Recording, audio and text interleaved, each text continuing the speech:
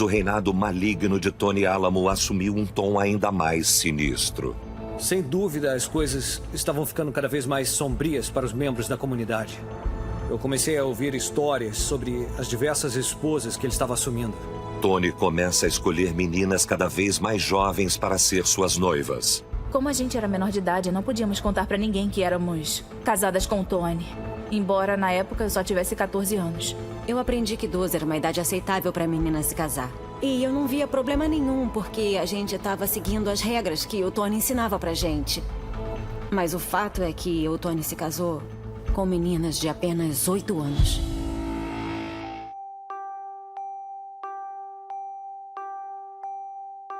Por volta de 1993, pela primeira vez, nós encontramos textos escritos por Tony sobre a poligamia que diziam que um homem de Deus, como ele, tinha direito de ter mais de uma esposa, baseado, é claro, em algum trecho do Velho Testamento.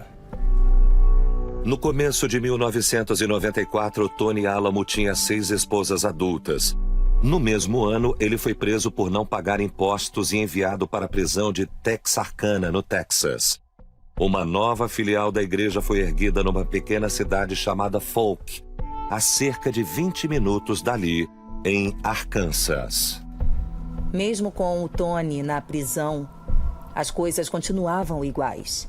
Os fiéis saíam por aí recrutando os outros.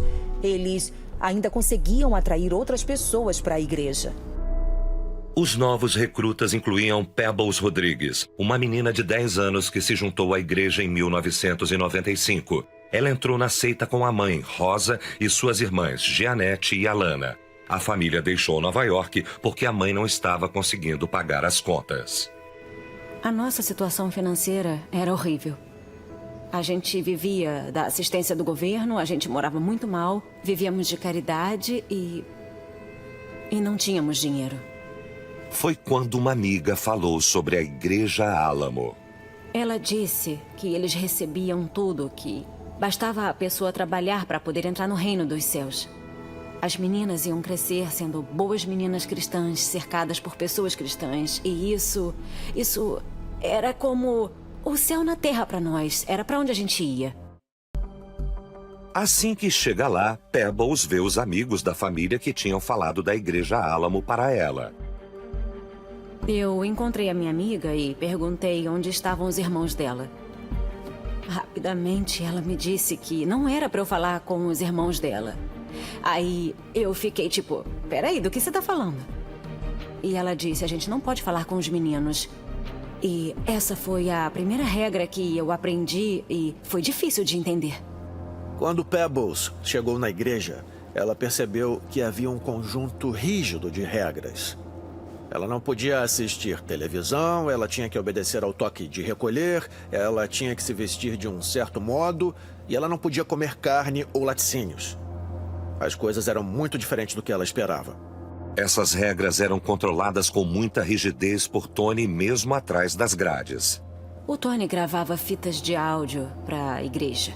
Eram leituras da Bíblia, ameaças cheias de raiva. Na maior parte do tempo, ele criticava a gente e toda a congregação por qualquer coisa. I just want to keep work yet until it just grieves you so much to just even lift your finger or a fork to your face. Embora ele estivesse em uma prisão federal, o Tony Alamo, com certeza, ainda era visto como um profeta. Era uma honra visitá-lo. Eu tinha 12 anos e eu pensei, talvez eu possa visitar o meu pastor na cadeia. A nossa visita significava acordar de manhã muito cedo. Todo mundo se arrumava, se maquiava, todo mundo ficava bonito. E as meninas, elas diziam coisas como, ele vai gostar disso em você e ele vai gostar muito do seu cabelo de lado. Eu achava aquilo estranho, mas eu não dei muita atenção. E aí, quando entramos na prisão federal, eu finalmente pude ver o meu pastor. Mas eu fui uma das primeiras a dar adeus e fui sendo empurrada em direção à porta.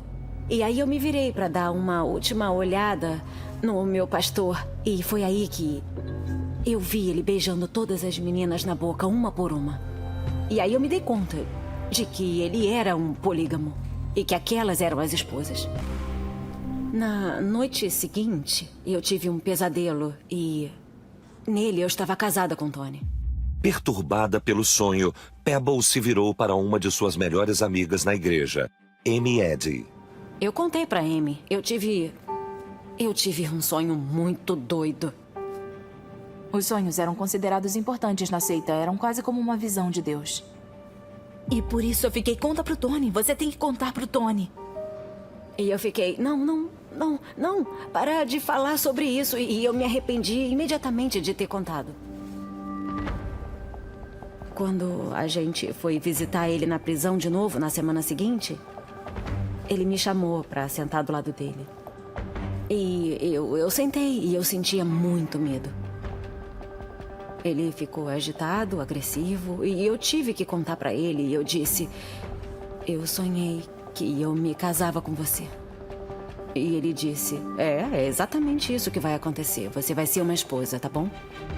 Eu tinha 12 anos e eu não sabia como reagir. Eu só me lembro que eu gelei quando ele disse que eu seria a esposa dele. When a woman reaches puberty, she, according to God, is able to be married. They should be able to be married at 13, 14, 15 years old. And in some cases, if they menstruated already, 12 years old. Mesmo quando Tony vai para a prisão, ele não muda. Ele seleciona meninas que deseja ter como noivas prontas para quando ele sair da prisão. E em 1998, Álamo já escolheu a sua próxima esposa entre as seguidoras. Ela era Pebbles Rodrigues e tinha apenas 12 anos. Eu não sei exatamente por que o Tony me escolheu para ser uma noiva. Eu só posso imaginar muitas coisas. Eu parecia extremamente nova. Acho que ele gostava de eu parecer uma criança.